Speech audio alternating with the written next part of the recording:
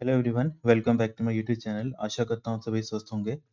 तो जिनका भी एचपी पटवारी का एग्ज़ाम है अभी रिसेंटली, तो उनके लिए एक कंप्यूटर का सेक्शन है जहाँ पे उनको बेसिक जो कंप्यूटर के बारे में इंफॉर्मेशन पूछी जाएगी। तो इसके रिगार्डिंग हमने आज से एक सीरीज स्टार्ट करी है। तो जिन भी बच्चों को कंप्यूटर के लेक्चर्स अगर देखने हो तो काइंडली इस चैनल को सब्सक्राइब कर लें। तो जो आज का हमारा फर्स्ट टॉपिक है, हम कहाँ से स्टार्ट करेंगे? हम बेसिकली कंप्यूटर के इंट्रोडक्शन से स्टार्ट करेंगे कि कंप्यूटर होता क्या है, कहाँ कहाँ हम इसे यूज़ करते हैं, किस टाइप के कंपोनेंट से मिलकर एक सिस्टम बनता है जिसको हम बेसिकली कंप्यूटर बोलते हैं। ठीक है, तो इस सीरीज को हम यहाँ से कंटिन्यू करते हैं। तो आज का जो हमारा फर्स्ट टॉपिक रहेगा वो रहेगा रिगार्डिंग इंट्रोडक्शन। अब इंट्रोडक्शन में क्या चीज़ आती है कि आपका जो कंप्यूटर है वो होता क्या है। तो कंप्यूटर मैंने जैसे यहाँ पे मेंशन किया है, ये क्या होता है, हमारे पास इलेक्ट्रॉनिक डिवाइस होता है जिसका मेन काम क्या होता है। ये इलेक्ट्रॉनिक डिवाइस होता है जो क्या करता है, किसी भी डाटा को, क्योंकि काफ़ी बार पूछा जाता है ये चीज़, डाटा को किस में कन्वर्ट करता है, ये इंफॉर्मेशन में कन्वर्ट करता है। तो डाटा टू इंफॉर्मेशन कन्वर्ट करने का काम कौन करता है? हमारा कंप्यूटर उसका काम करता है। और अगर इन डिटेल में या फिर इन डेप्थ में पूछेंगे तो वहाँ पे लिखा होता है सेंट्रल प्रोसेसिंग यूनिट, कि डाटा को इंफॉर्मेशन में कौन कन्वर्ट करता है, सेंट्रल प्रोसेसिंग यूनिट, या फिर इसी को ही हम क्या बोलते हैं, माइक्रो प्रोसेसर भी बोलते हैं। तो ये कुछ बेसिक टर्म्स होती हैं जो स्टार्टिंग की जो बेसिक सिस्टम हमारा या फिर जो हमारा कंप्यूटर स्टार्ट होता है वहां से ये पूछी जाती हैं। अब यहाँ पे जो हमारा कंप्यूटर होता है इसमें तीन सेक्शंस होते हैं। तीन सेक्शंस कौन कौन से होते हैं? जैसे मैंने यहाँ पे मेंशन किया, एक इनपुट आता है, दूसरा आता है सेंट्रल प्रोसेसिंग यूनिट, तीसरा आता है आपके पास आउटपुट यूनिट। अब जो हमारे पास ये तीन यूनिट होते हैं, इन तीन यूनिट्स का काम क्या होता है, कैसे ये वर्क करते हैं, इनको हम आगे स्टेप बाय स्टेप देखते हैं। तो जैसे यहाँ पे सबसे पहले आता है इनपुट यूनिट। अब इनपुट यूनिट क्या होता है? कोई भी ऐसा यूनिट या फिर कोई भी ऐसा पेरिफेरल डिवाइस जिसके थ्रू आप कंप्यूटर को क्या करते हो, कोई इंस्ट्रक्शन या फिर कोई डाटा प्रोवाइड करते हो। फॉर एग्जांपल आपका आ गया कीबोर्ड। अब कीबोर्ड से क्या करते हैं वो, आप कोई भी की प्रेस करते हो कीबोर्ड से। लेट्स से कि आपने ए प्रेस किया, ए प्रेस करने के बाद वो कहाँ जाता है, आपके सीपीयू के पास। ठीक है, सीपीयू को हम आगे देखेंगे क्या बोलते हैं इसको हम। तो सीपीयू के पास जैसे ही गया तो फाइनल आपको कहाँ पे वो डिस्प्ले होता है, आपके मॉनिटर स्क्रीन के ऊपर। तो ये जो पूरी की पूरी स्टेप्स जो चलते हैं, मतलब स्टार्टिंग से लेकर आपका एंड तक जो स्टेप्स चलते हैं, इनको हम क्या बोलते हैं, इनपुट, प्रोसेसिंग, आउटपुट। ठीक है, इसको अगर आपको सिंपल लिखना होगा तो आप लिख सकते हैं इसको इनपुट प्रोसेस आउटपुट। इसको हम आईपीओ भी बोलते हैं शॉर्ट फॉर्म में। ओके, तो ये पूरे के पूरे स्टेप्स चलते हैं जब हम बेसिक अपना कंप्यूटर की बात करते हैं। अब यहाँ तक आई होप आपको समझ आ गया होगा। फिर इसके बाद नेक्स्ट जो यहाँ पे है, जो हम अभी पढ़ेंगे, कि जो हमारे इनपुट डिवाइस होते हैं, इनपुट डिवाइस होते क्या हैं, कैसे ये वर्क करते हैं। तो जैसे मैंने आपको सबसे पहली चीज समझाई कि कोई भी सिग्नल या फिर कोई डाटा, अगर हम टेक्निकल टर्म में बोलें तो उसको हम सिग्नल बोलेंगे। और अगर हम बेसिक बात करेंगे एक नॉर्मल ह्यूमन पर्सन के पर्सपेक्टिव से, तो हम उसको क्या बोलेंगे, डाटा बोलेंगे। ठीक है, तो कोई भी डाटा या फिर कोई भी सिग्नल है जिसको हम किसको भेजते हैं, सीपीयू को भेजते हैं। जैसे मैंने भी आपको ही बताया यहाँ पे कि अगर आपके पास कोई इनपुट डिवाइस है, फॉर एग्जांपल कीबोर्ड, आप उसको क्या करते हो, इसकी हेल्प से कोई एक लेटर प्रेस करते हो और वो कहाँ जाता है, आपके सीपीयू के पास जाता है। तो जो ये प्रोसेस होता है इनपुट टू सीपीयू, ये किसकी हेल्प से होता है, आपके इनपुट डिवाइस की हेल्प से होता है। अब इनपुट डिवाइस काफी टाइप्स के होते हैं, वो हम आगे देखेंगे वन बाय वन। जो मेन होते हैं, मेजर काफी एग्जाम में पूछे जाते हैं। फिर यहाँ पे नेक्स्ट जो पॉइंट आता है, जो यहाँ पे मैंने आपको मेंशन किया है, कि जो सबसे ज्यादा यूज किया जाने वाला इनपुट डिवाइस कौन सा है, हमारे पास कीबोर्ड है। ठीक है, ये चीज आपने याद रखनी है। इसके अलावा एक पॉइंट और एग्जाम में पूछा जाता है, यहाँ पे वो मेंशन नहीं किया है तो मैं आपको यहाँ पे मेंशन करवा देता हूँ। एक और जो पॉइंट है, काफी बार एग्जाम में पूछा गया है, कि ऐसा कौन सा क्वेश्चन तो सेम रहेगा। ठीक है, ऐसे लिखा होगा, fill in the blank is most widely primarily used input device. ठीक है, पर वहां पे मेंशन किया होगा ग्राफिकल यूजर इंटरफेस, मतलब जीयूआई के लिए सबसे ज्यादा जो यूज किया जाने वाला इनपुट डिवाइस होता है वो कौन सा होता है। तो उसका राइट आंसर क्या बनता है, आपके पास माउस बनता है। तो ये पॉइंट है जो आपको अपनी नोट्स में भी मेंशन करना है इस चीज को। फिर इसके अलावा इनपुट जो डिवाइस होता है उसके रिगार्डिंग क्या इन्फॉर्मेशन या फिर क्या एक पॉइंट है जो आपको याद रखना है, कि जो आपका कीबोर्ड होता है इसमें क्या होती है, कि कोडेड इन्फॉर्मेशन होती है जो किस में स्टोर होती है, आपके कीबोर्ड के अंदर। और उसी को हम क्या बोलते हैं, स्कैन कोड बोलते हैं।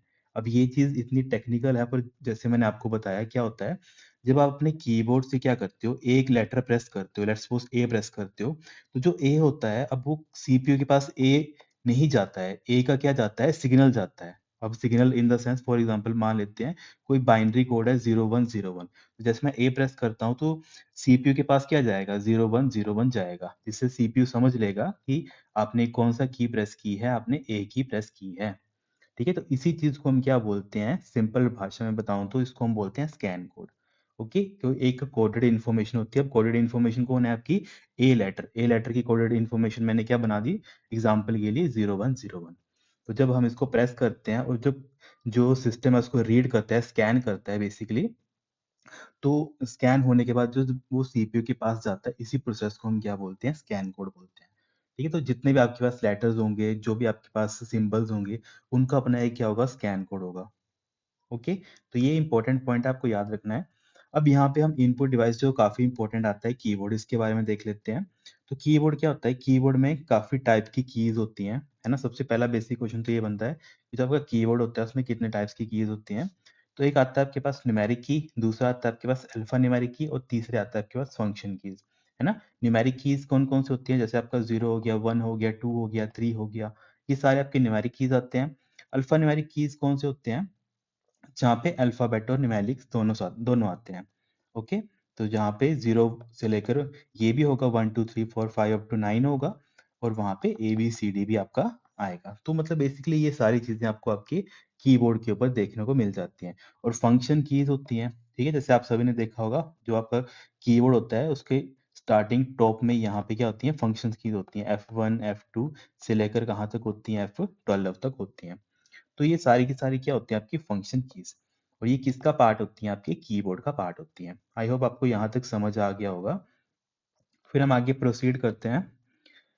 फिर जैसे यहाँ पे नेक्स्ट जो पॉइंट है, जो इम्पोर्टेंट है, वो आता है टॉगल की। ठीक है, अब जैसे आपके कीबोर्ड होता है, वहां पे जैसे मैंने यहाँ पे मेंशन किया है, जो यहाँ पे एक बटन होता है, इसको हम क्या बोलते हैं, कंट्रोल बटन बोलते हैं। और कंट्रोल बटन को ही हम बेसिकली क्या करते हैं, कंट्रोल होगा हमारा शिफ्ट होता है, इसके अलावा यहाँ पे कंट्रोल आता है, शिफ्ट आता है, और एक आता है हमारे पास अल्ट।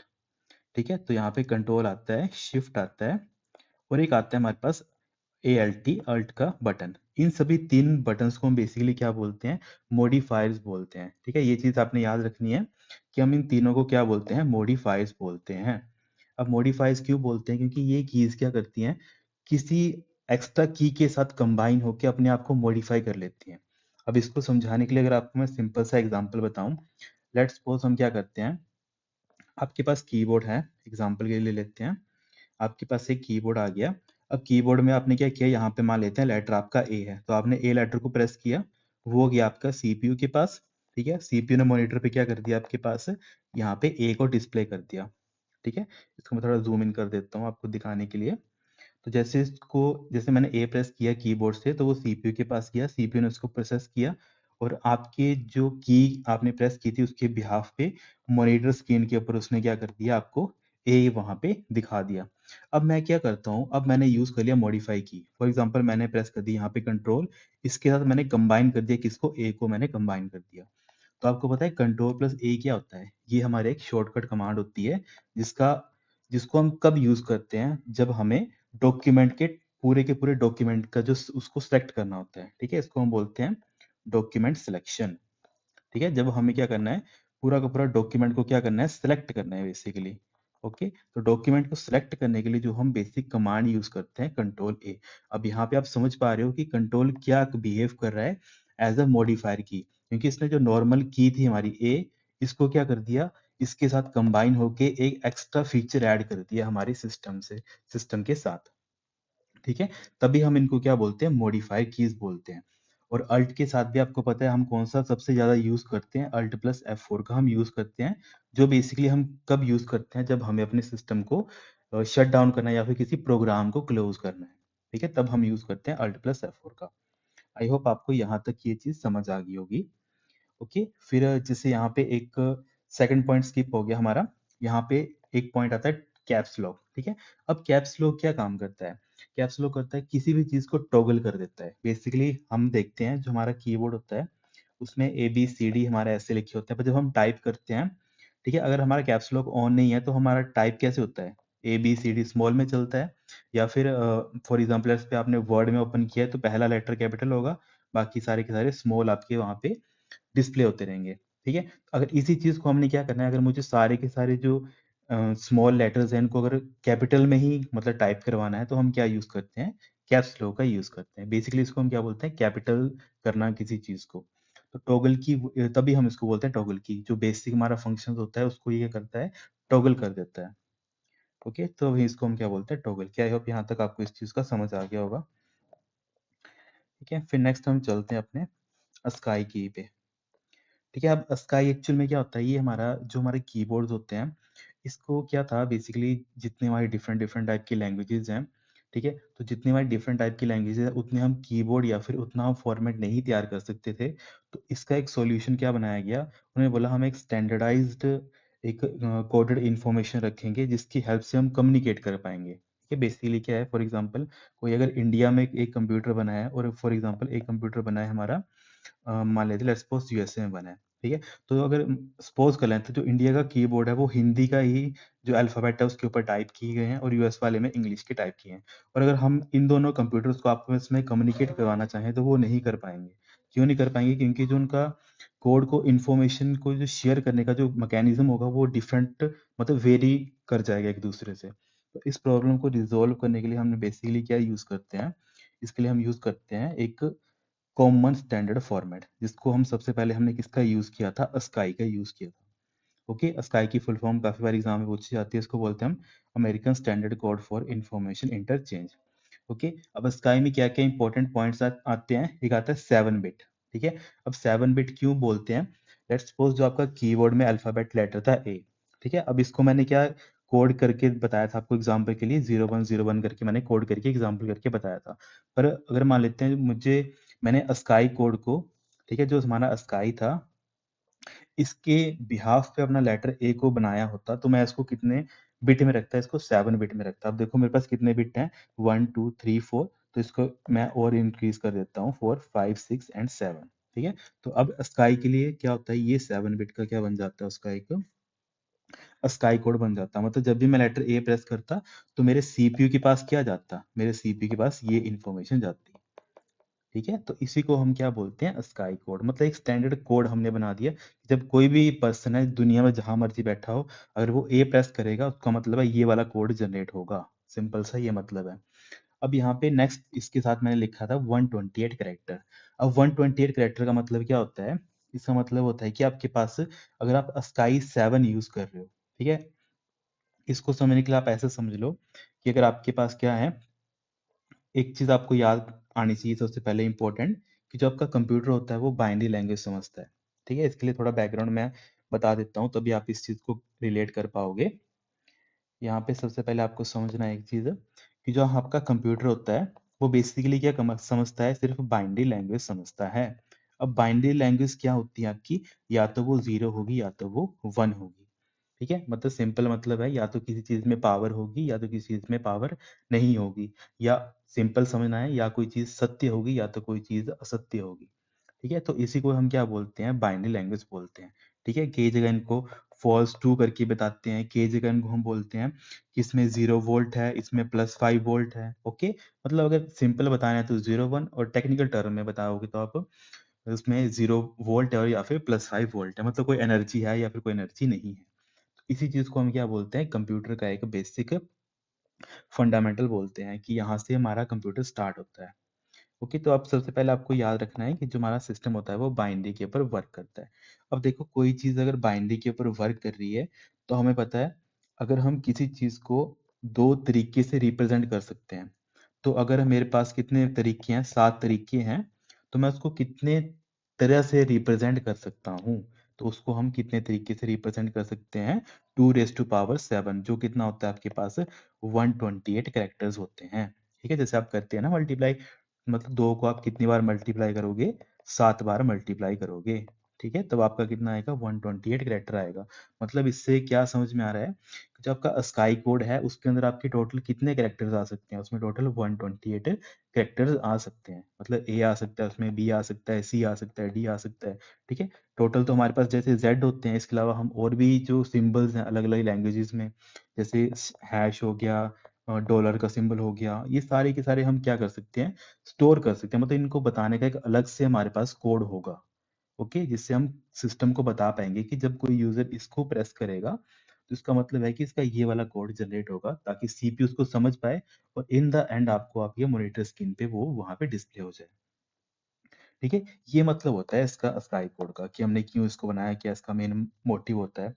ओके, तो यहाँ पे कुछ बेसिक इंपॉर्टेंट पॉइंट है। यहाँ पे आती है रेंज की बात। ओके, अब रेंज की बात क्या है, क्योंकि मैंने आपको क्या बताया, जो आपका कंप्यूटर होता है वो हमेशा 0 या फिर 1 की फॉर्म में बाइनरी लैंग्वेज में चलता है। और एक चीज आपको और याद रखनी है, जो आपका कंप्यूटर होता है वो हमेशा उसकी काउंटिंग 0 से स्टार्ट होती है। जैसे हम नॉर्मल ह्यूमन कहाँ से स्टार्ट करते हैं, 1 से स्टार्ट करते हैं, 1 2 3 4 5। तभी हम इसको हम क्या बोलते हैं, नेचुरल लैंग्वेज बोलते हैं, जो हम एक्चुअल में नेचुरली बोलते हैं, तभी हम इसको क्या बोलते हैं, ह्यूमन लैंग्वेज को, ये हमारी नेचुरल लैंग्वेज होती है। तो जो कंप्यूटर होता है वो क्या करता है, उसकी काउंटिंग हमेशा 0 से स्टार्ट होती है। तो 0 से लेकर आपके 127। ठीक है, तो ये क्या है, इसकी बेसिकली रेंज, इसके रेंज का मतलब है कि कितने इसके पास एक्चुअल में कैरेक्टर्स हैं जो आ सकते हैं। तो 0 वाले कैरेक्टर पे मतलब 0 जो ब्लॉक होगा उसमें पहला कैरेक्टर आएगा, और ऐसे ऐसे करके टोटल कितने आ जाएंगे आपके पास, 127 तक। अब इन सभी को अगर आप इनडायरेक्टली वैसे देखोगे, 127 प्लस 0 मतलब कितना है, 127 प्लस 1 कितना हो गया, टोटल आपके पास 128 कैरेक्टर हो गए। ठीक है, तो बस कुछ नहीं है, इन्हीं को ही हमने क्या किया है, कंप्यूटर की फॉर्म में उसको रेंज की फॉर्म में बता दिया। ठीक है, यहाँ तक आप, आई होप आपको यहाँ तक ये चीज क्लियर होगी होगी। ओके, फिर जैसे नेक्स्ट पॉइंट आता है आपके पास इंपॉर्टेंट, वो पॉइंट क्या आता है, कि जो आपका स्काई कोड होता है उसमें काफी बार एग्जाम में ये चीज पूछा जाता है, क्योंकि जो मैंने अभी आपको एग्जाम्पल बता रहा हूँ ए का, ठीक है, और कैपिटल ए का। तो जो स्काई था उसमें जो कैपिटल ए की वैल्यू थी डेसिमल में, वो कितनी थी, 65 थी।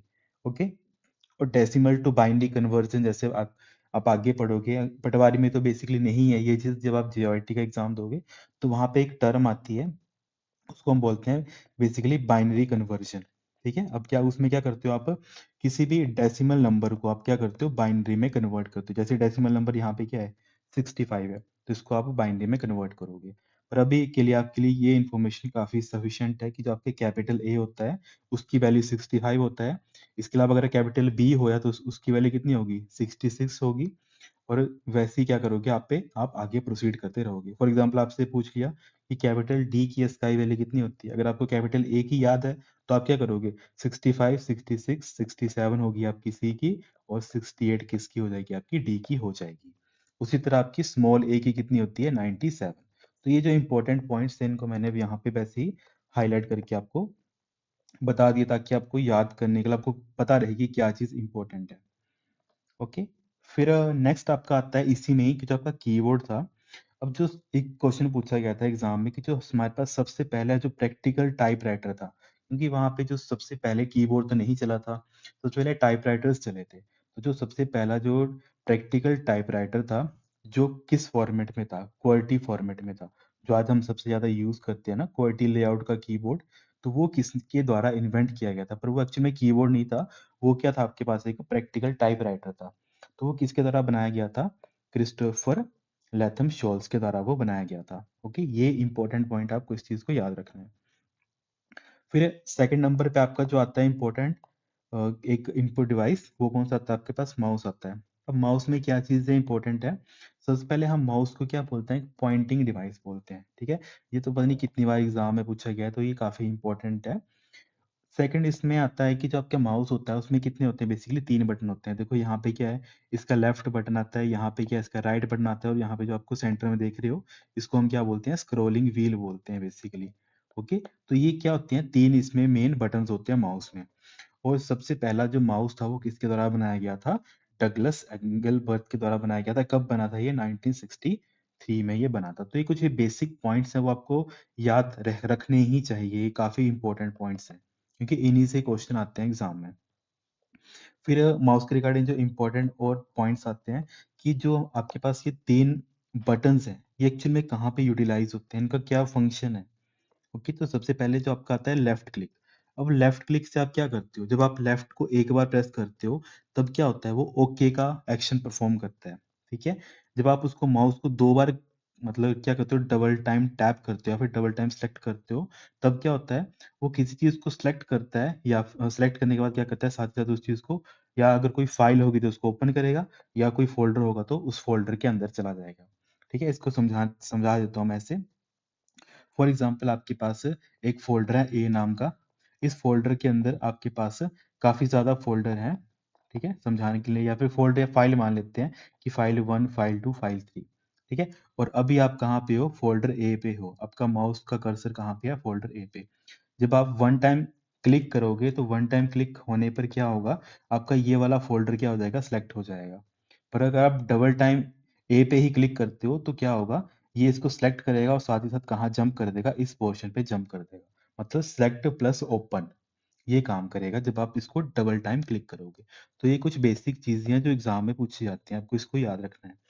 फिर सेकंड, जैसे राइट क्लिक। अब राइट क्लिक से क्या होता है, जब आप राइट क्लिक परफॉर्म करते हो तो उससे क्या होता है, या तो कोई एक आपका सब मेन्यू ओपन होगा, या तो आपकी क्या होगी, प्रॉपर्टीज ओपन होगी किसी भी चीज की। फॉर एग्जांपल, जो मेरा फोल्डर था, अगर मुझे इस फोल्डर में देखना था, अगर मुझे इस फोल्डर के अंदर देखना है कि इसका साइज कितना है, मतलब इसकी अब साइज किस चीज में आता है, उसकी प्रॉपर्टीज में आता है ना। तो इसके लिए मुझे क्या करना पड़ेगा, अपने जो माउस है उसका जो राइट हैंड साइड वाला बटन है उसको क्लिक करना पड़ेगा। तो जैसे मैं क्लिक करूंगा तो वहां पे एक प्रॉपर्टीज की विंडो खुल जाएगी कि आपको क्या देखना है, उसका नाम चेंज करना है, उसको आपका साइज देखना है, ठीक है। और वो मतलब मल्टीपल जो ऑप्शंस है वो आपको वहां पे डिस्प्ले हो जाएंगे। ओके, तो ये मतलब होता है जब आप राइट क्लिक करते हो, इससे क्या होता है, आपका प्रॉपर्टीज विंडो या फिर कोई सब मेन्यू ओपन होता है। ठीक है, आई होप यहाँ तक आपको ये चीज समझ आ गई होगी। फिर आपका नेक्स्ट जो इंफॉर्मेशन बनती है इंपॉर्टेंट, स्क्रॉल व्हील। अब स्क्रॉल क्या करता है, ये बेसिकली जब आप ब्राउज करते हो तो आपको पता है जब स्क्रॉलिंग आप क्यों यूज करते हो, अगर आपको वर्टिकल या फिर हॉरिजॉन्टली आपको कोई चीज जल्दी या फास्टली देखनी होती है। तो ये मेन जो था इसका माउस के रिगार्डिंग, ये सारा का सारा आपको क्या करना है, याद रखना है, इंपॉर्टेंट है ये सारा ए टू जेड। ओके, फिर नेक्स्ट जो आपका इंपॉर्टेंट आता है इनपुट डिवाइस, वो कौन सा आता है? माइक आता है। अब माइक से बेसिकली एक ही क्वेश्चन पूछा जाता है। माइक क्या करता है, कोई भी साउंड मतलब या फिर एनालॉग, क्योंकि जब भी हम बात कर रहे होते हैं, जब ह्यूमन टू ह्यूमन कोई बंदा आपस में बात कर रहा होता है तो उस टाइम पे आपको याद रखना है आप एनालॉग कम्युनिकेशन कर रहे होते हो। ओके, और जब आप किसी कंप्यूटर से कंप्यूटर की बात करते हो तो आप बात करते हो डिजिटल सिग्नल की बात करते हो। ओके, तो माइक क्या करता है, किसी भी जैसे कोई सिंगर होता है वो क्या करता है, माइक से गाना गाता है, और वो गाना कहाँ पे स्टोर होता है, कंप्यूटर में जाके स्टोर होता है। तो जब माइक के काम करता है, बेसिकली इसी चीज के लिए हेल्पफुल होता है माइक। वो एनालॉग सिग्नल को किस में कन्वर्ट कर देता है, इलेक्ट्रिक, या फिर इसी को हम क्या बोलते हैं, डिजिटल या फिर डिस्क्रीट। ओके, ये दोनों चीज आपको याद रखनी है, डिजिटल और डिस्क्रीट बोलते हैं, इसमें उसको वो कन्वर्ट कर देता है। फिर नेक्स्ट आपका इंपॉर्टेंट आता है जॉयस्टिक। ठीक है, जॉयस्टिक जैसे यहाँ पे मैंने डायग्राम बना रखी है। जॉयस्टिक क्या होती है कि हमारे पास 360 डिग्री की एक गेम, मतलब जॉयस्टिक बेसिकली हम यूज क्यों करते हैं, जब हमें गेमिंग खेलनी होती है, ठीक है, गेम्स वगैरह से बच्चे खेलते हैं तो उनको कंप्यूटर पे गेम खेलने के लिए हम किस डिवाइस का यूज करते हैं, जॉयस्टिक का यूज करते हैं। और जॉयस्टिक भी आपका एक पॉइंटिंग डिवाइस होता है, जैसे हमने पहले देख लिया, माउस एक पॉइंटिंग डिवाइस है, जॉयस्टिक भी आपका एक पॉइंटिंग डिवाइस है। ओके, और इसमें जो बटन्स होते हैं वो कहाँ पे होते हैं, इसके टॉप पे। ठीक है, जो उसका बटन होगा वो आप यहाँ पे देखोगे, ऊपर जैसे होता है इसका बटन, ठीक है, यहाँ पे होता है इसका ऊपर जैसे बटन। फिर नेक्स्ट आता है आपके पास आपके इंपॉर्टेंट, वो कौन से आते हैं आपके पास, आउटपुट डिवाइसेस। ठीक है, इनपुट का आपको आई होप समझ आ गया होगा कि इनपुट में क्या करते हैं बेसिकली, ये सारे सारे डिवाइस क्या करते हैं, जो भी इनपुट होता है उसको किसके पास भेजते हैं, सीपीयू के पास भेजते हैं। ठीक है, नेक्स्ट आते हैं आपके पास आउटपुट डिवाइस। अब आउटपुट डिवाइस क्या होते हैं, अब सबसे पहले तो यही है, सीपीयू से इंफॉर्मेशन कहाँ जाती है, क्योंकि डाटा क्या होता है बेसिकली, इनपुट होता है वो सीपीयू के पास जाता है, सीपीयू से जब कोई चीज बाहर निकलती है तो उसको हम क्या बोलते हैं, इंफॉर्मेशन बोलते हैं। और इंफॉर्मेशन कहाँ हमें डिस्प्ले होती है, हमारे आउटपुट डिवाइसेस के ऊपर डिस्प्ले होती है। ओके, तो ये चीज आपको ध्यान में रखनी है। तो आउटपुट में वही चीज है कि सीपीयू से कोई इंफॉर्मेशन निकल के आती है, वो कहाँ पे हमें डिस्प्ले होती है, हमारे आउटपुट डिवाइसेस के ऊपर डिस्प्ले होती है। ठीक है, अब आउटपुट डिवाइस के एग्जांपल क्या आते हैं, सबसे पहले आता है स्पीकर। ओके, स्पीकर में क्या होता है, अब देखो जैसे माइक था, माइक का जस्ट उल्टा क्या होता है, आपके पास स्पीकर होता है।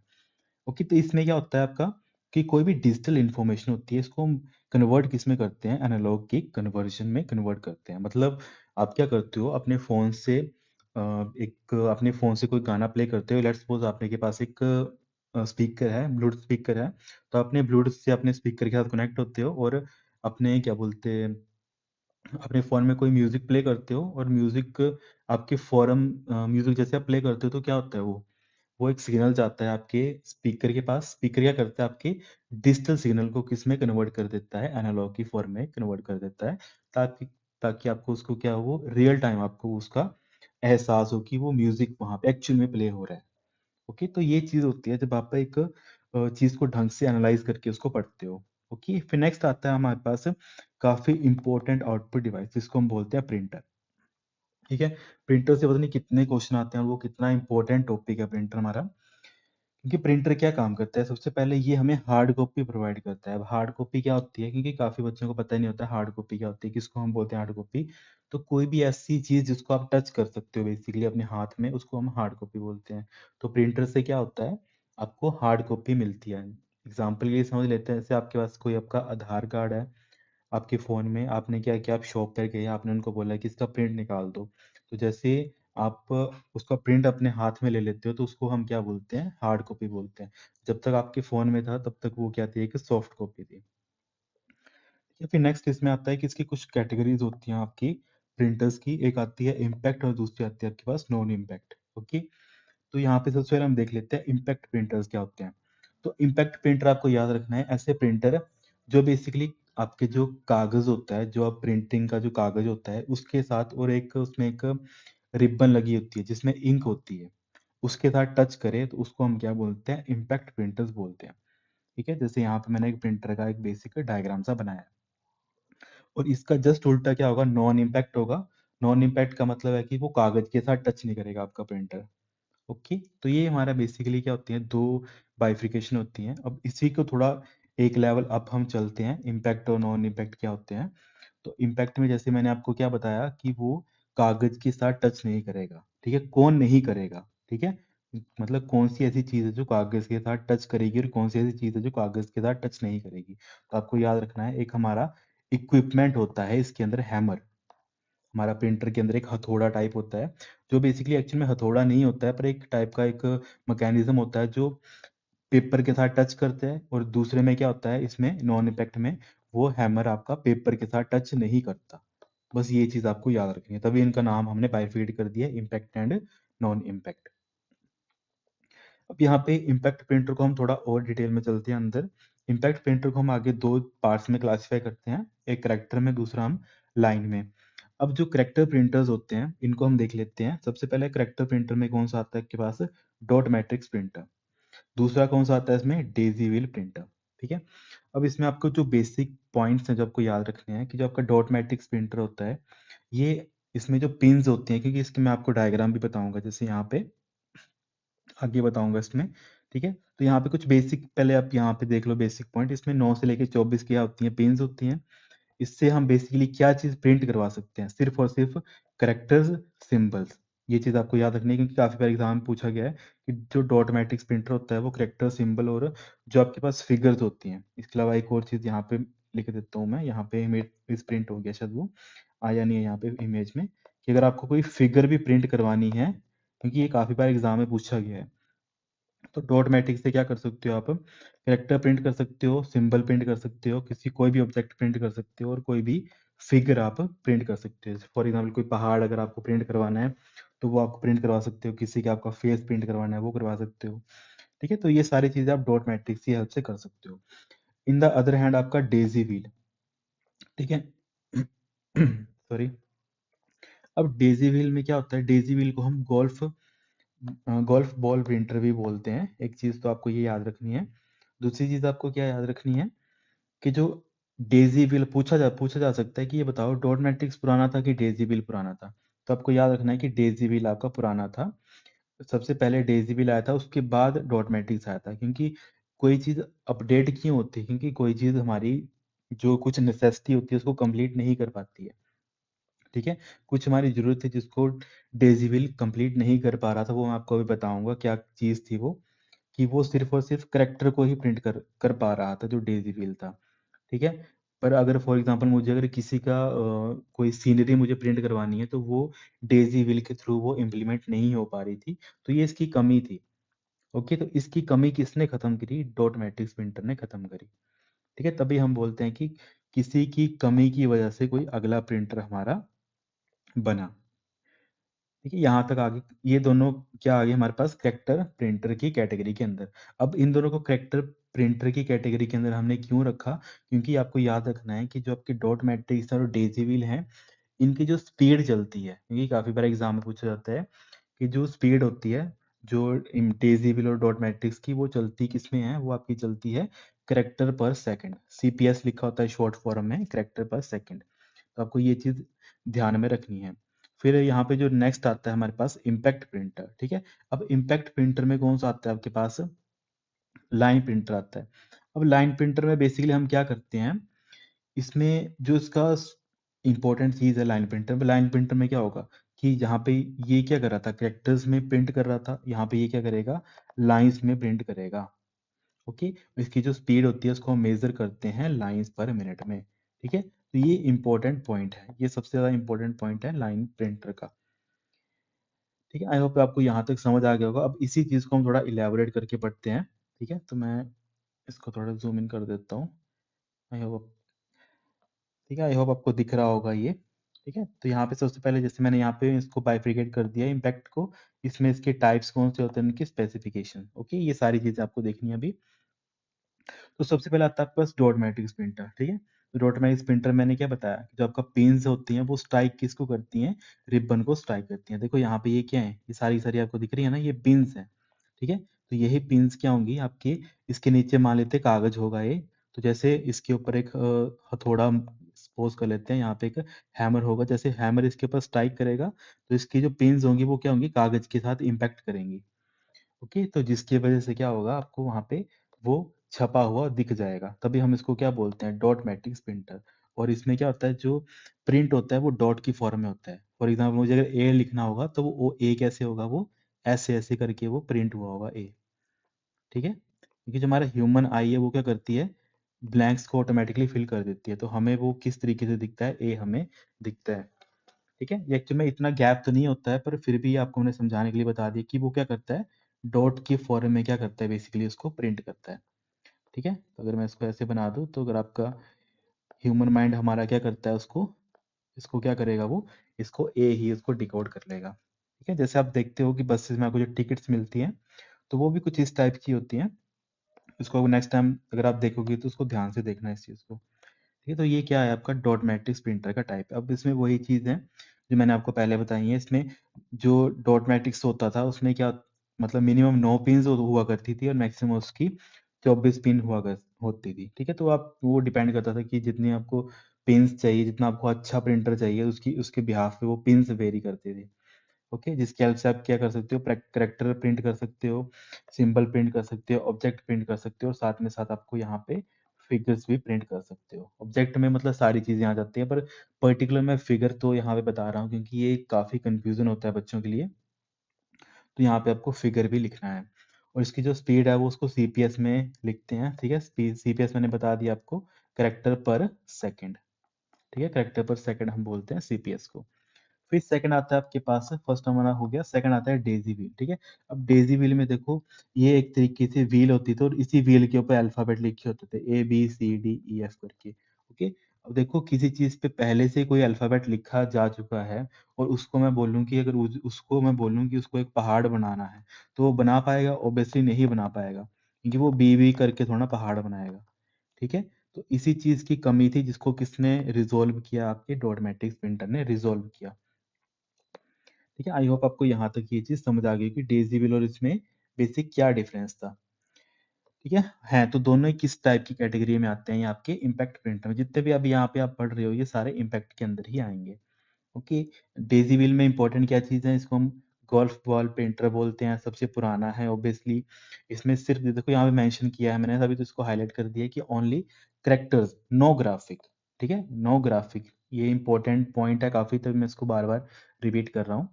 इसमें जो स्पीड होती है उसकी स्पीड चलती है कैरेक्टर पर सेकंड में। फिर नेक्स्ट आता है आपके पास ड्रम प्रिंटर।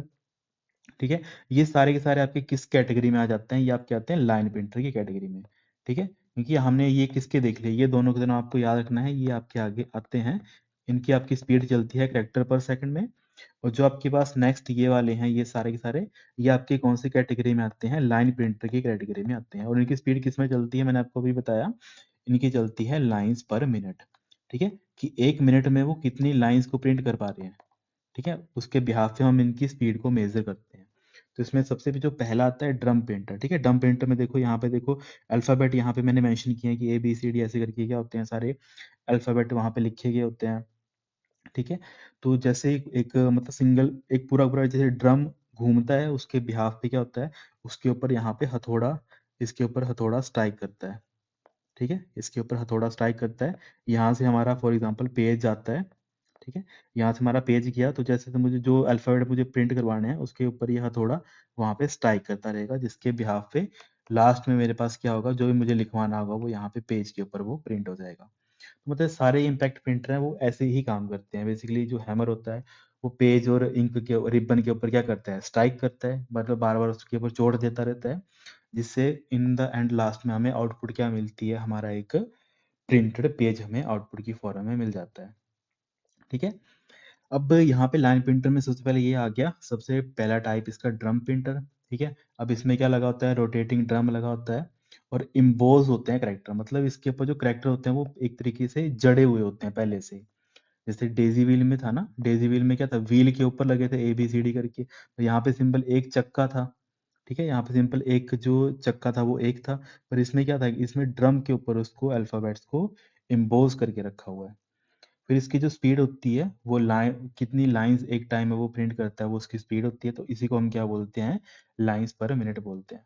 ओके, फिर जो नेक्स्ट आता है आपके पास, नेक्स्ट आता है आपके पास लाइन प्रिंटर में चेन प्रिंटर। ठीक है, अब चेन प्रिंटर में क्या होता है, बेसिकली यहाँ पे चेन के ऊपर ABCD अल्फाबेट लिखे होते हैं, तो ये चेन घूमती है, और यहाँ पे वैसे सेम टू सेम वही हथौड़ा होता है, तो जो अल्फाबेट मुझे प्रिंट करवाना है तो उसके ऊपर मैं क्या करूंगा, वहां पे उस पे हथौड़े के थ्रू उसको स्ट्राइक करवाऊंगा उसके ऊपर।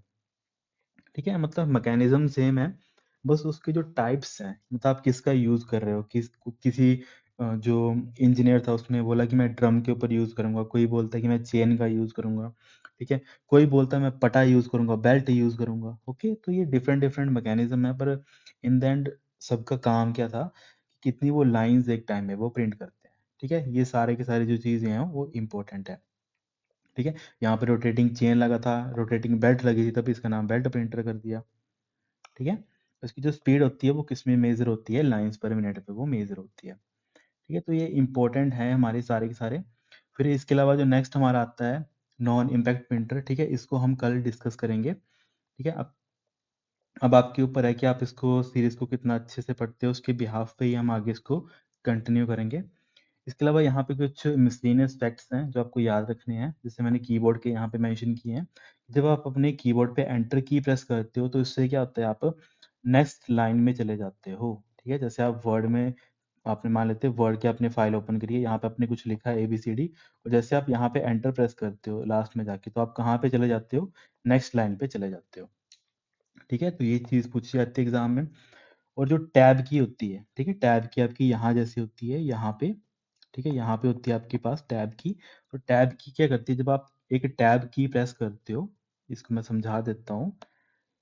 यहाँ पे जैसे फॉर एग्जांपल आपने क्या किया है, यहाँ पे आपने वर्ड का डॉक्यूमेंट ओपन किया है, और यहाँ पे आपने कुछ लिखा है ABC। ठीक है, और मान लेते हैं अभी आप यहाँ पे हो, आपका कर्सर अभी यहाँ पर है। जैसे आप टैब की प्रेस करते हो तो आप कितने करेक्टर आगे चले जाते हो, 5 करेक्टर, मतलब यहाँ पे होगा तो कुछ नहीं, होगा तो वो ब्लैंक ही, पर आप कितने करेक्टर आगे चले जाओगे, 5 करेक्टर आगे चले जाओगे। फिर मतलब आपका कर्सर कहाँ पे पहुंच जाएगा, यहाँ से आपका कर्सर यहाँ पहुंच जाएगा, जब आप क्या करते हो, वन टाइम क्या यूज करते हो, टैब की का यूज करते हो। ठीक है, तो इसमें कितना होता है, 5 करेक्टर्स मूव होते हैं। ये आपको चीज याद रखनी है, इंपॉर्टेंट है। ठीक है, वही चीज मैंने लिखी है, राइट ऑफ द कर्सर। फिर नेक्स्ट आता है आपके पास इंसर्ट की। अब इंसर्ट की का काम क्या होता है, जब आपको किसी टेक्स्ट को रिप्लेस करना होता है, पुराने टेक्स्ट को किसी नए टेक्स्ट के साथ रिप्लेस करना है, तब आप क्या करते हो, इंसर्ट की का यूज करते हैं। फॉर एग्जांपल जैसे आपने यहाँ पे कुछ लिखा है ABC करके, और आपका कर्सर अभी यहाँ पे है, ए के जस्ट आगे आपका कर्सर है, और आप क्या चाहते हो, आप चाहते हो कि मुझे जो है B और C को मतलब डिलीट नहीं करना है, इसको रिप्लेस ही कर देना है। ठीक है, तो इसके लिए आप क्या करते हो, आपको कीबोर्ड के ऊपर एक बटन होता है इंसर्ट का। ठीक है, आप उसको प्रेस करते हो, उसको प्रेस होने के बाद जैसे ही कुछ आप टाइप करते हो, जैसे मान लेते हैं आप डी और ई टाइप करते हो, तो बी की जगह ऑटोमेटिकली क्या आ जाएगा, डी आ जाएगा, और सी की जगह ऑटोमेटिकली क्या आ जाएगा, ई आ जाएगा। तो इसको हम बोलते हैं इंसर्ट की यूज करने का फायदा। कि क्यों हम इंसर्ट की यूज करते हैं? अगर हम इसको एक या एक से ज्यादा जो टेक्स्ट होता है उसको रिप्लेस करना होता है, पुराने टेक्स्ट को किसी नए टाइप टेक्स्ट के साथ या किसी वर्ड के साथ, तब हम इंसर्ट की का यूज करते हैं। ओके। फिर नेक्स्ट जो इम्पोर्टेंट है टॉगल की या फिर लॉक की। ठीक है, टॉगल की और लॉक की मैंने आपको बता ही दिया। टॉगल की कौन सी होती है? कैप्स लॉक होता है, नम लॉक होता है और स्क्रॉल लॉक होता है। तो ये सारे के सारे क्या होते हैं आपके पास, मतलब बेसिकली क्या काम होता है इनका, किसी भी ऑपरेशन को स्विच करना। ठीक है, जैसे छोटे से बड़ा करना तो कैप्स लॉक, बड़े से छोटा करना तब भी हम कैप्स लॉक को ऑफ ऑन ऑफ करते हैं। स्क्रॉल लॉक क्या होता है कि अगर आप ऊपर नीचे स्क्रॉल ना कर पाओ तो स्क्रॉल लॉक होता है। नम लॉक क्या होता है, जो आपको यहाँ पे कीबोर्ड में दिखता है ना, यहाँ पे एक अ, मतलब न्यूमेरिक आपको कीबोर्ड दिखता है। ठीक है, 1 2 3 4 5 ऐसे ऐसे करके होता है, और यहाँ पे एक बटन होता है, इसको हम क्या बोलते हैं, नम लॉक बोलते हैं। तो जब आप इसको ऑन करते हो तभी ये वर्क करता है, अगर इसको आप बंद रखते हो तो ये वर्क नहीं करता है। ठीक है, तो ये काम होता है बेसिकली किसी चीज को ऑन या ऑफ करने का। फिर एक क्वेश्चन पूछा गया था कि आपको जो कीबोर्ड होता है, जब आप टाइप सीखते हो, टाइपिंग सीखते हो, तो जो गाइडेड कीज होती हैं वो कौन सी होती हैं? तो गाइडेड की एक आपकी एफ आती है और एक आपकी जे आती है। ओके। फिर यहाँ पे जो मिसलेनियस में इंपॉर्टेंट चीजें आती हैं, फादर और उनके मतलब इन्वेंशंस किस किस ने किए थे। फादर ऑफ प्रिंटर आपको यहाँ पे, एक सेकेंड, ठीक है, जो आपका फादर ऑफ प्रिंटर थे वो कौन है वैसे आपके लिए? जॉन्स गटनबर्ग हैं इनको फादर ऑफ प्रिंटर। फिर फादर ऑफ कंप्यूटर मॉनिटर, ठीक है, यहाँ पे कंप्यूटर मॉनिटर है ये। ठीक है, फादर ऑफ कंप्यूटर मॉनिटर कौन है आपके पास? Karl फेड्रन burn. ठीक है, कार्ल फेड्रन बर्न आपकी क्या है, फादर ऑफ कंप्यूटर मॉनिटर। फिर आपके पास आते हैं कुछ इंपॉर्टेंट इन्वेंटर कौन कौन थे हैं, जैसे जो मैंने अभी आपको बता दिया, क्वालिटी कीबोर्ड का आपके जो सबसे पहले कौन था आपके पास, क्वालिटी कीबोर्ड का लेआउट जिसने दिया था, क्रिस्टेफर लेथम शॉल्स ने। ओके, काफी इंपॉर्टेंट है। फिर उसके बाद वही जो फर्स्ट माउस था वो किसने बनाया था? डगलस एंगलबर्ट ने 1963 में वो बनाया था। ये इंपॉर्टेंट पॉइंट्स थे, वो भी आपके यहाँ पे सारे के सारे यहाँ पे आ गए। ठीक है, आई होप आपको ये आज का जो लेक्चर है वो इजीली समझ आया होगा। ठीक है, इसके अलावा कोई भी अगर आपको क्वेरी रहती है या फिर कोई आपको ऐसा चीज़ लगती है कि इस तरह मुझे ये चीज़ समझ नहीं आई, तब भी आप मुझे नीचे कमेंट करके बता दें। ठीक है, और इस जो सीरीज़ है इसको काफ़ी जितना ज़्यादा आप शेयर करेंगे उतना ज़्यादा एक मोटिवेशन मिलेगी, और सीरीज़ मतलब और टॉपिक्स के ऊपर वीडियो बनाने की। तो जिनका भी रिसेंटली एग्ज़ाम है, ठीक है, तो आप क्या करो, अपने फ्रेंड्स या फिर जो भी आपके कोलीग्स हैं उनके साथ इसको शेयर करो। ठीक है, और मैं चाहता हूँ कि आपका जितना भी मतलब 10 या 15 नंबर का जितना भी कंप्यूटर का सेक्शन आएगा, उसमें आपके 10 आउट ऑफ 10 या फिर अब जितने भी 20 आउट ऑफ 20 जितने भी नंबर्स होंगे वो सारे के सारे आपके वहाँ पे आए। ठीक है students, thank you so much, have a great day.